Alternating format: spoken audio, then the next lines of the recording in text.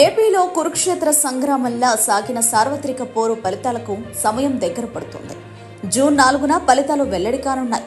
ఉదయం 8 గంటలకు రాష్ట్ర వ్యాప్తంగా ఎమ్మెల్యే, ఎంపీ స్థానాల ఓట్ల లెక్కింపు ప్రారంభమవుతుంది. 60% పైగా నియోజకవర్గాల్లో మధ్యాహ్నం 2 గంటలకి ఫలితాలు తేలిపోనున్నాయి. దీంతో ఏపీలో అధికారం చేపట్టబోయేది ఎవరన్నది 4వ తేదీ మధ్యాహ్నం కల్లా డిసైడ్ అయిపోతుంది. రాష్ట్రంలో 175 అసెంబ్లీ నియోజకవర్గాలకు గాను 111 నియోజకవర్గాల్లో 20 రౌండ్లలోపే కౌంటింగ్ జరగనుంది. దీంతో మధ్యాహ్నం 2 గంటల్లోపే వీటి ఫలితాలు వెల్లడైపోతాయి.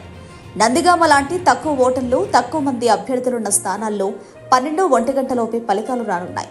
మరో 61 నియోజకవర్గాల్లో 21 నుంచి 24 రౌండ్లలోపు ఫలితం రానుంది. వీటిలో ఫలితాలు వచ్చేసరికి సాయంత్రం 4 గంటలు కావచ్చు.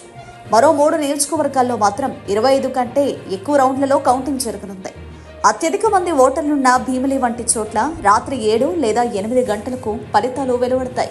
లెక్కింపు మొత్తం పూర్తి చేసి రాత్రి 9 గంటల కల్లా అన్ని నియోజకవర్గాల ఫలితాలు ప్రకటిస్తామని సీఈఓ ముఖేష్ కుమార్ మీనా కేంద్ర ఎన్నికల సంఘానికి చెందిన సీనియర్ డిప్యూటీ ఎన్నికల కమిషనర్ నితీష్ వ్యాస్ కు నివేదించారు.